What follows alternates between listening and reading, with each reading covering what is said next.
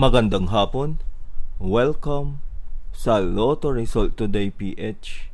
Narito ang mga resulta para sa 5 PM draw, December 21, 2025. Para sa resulta ng 2D Lotto, 23 at 14.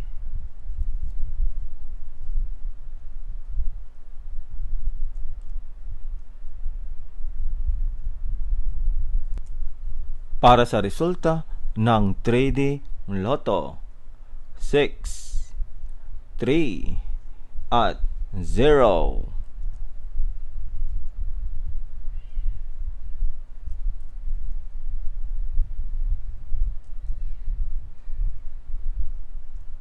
At yan ang mga resulta ngayong 5 PM draw.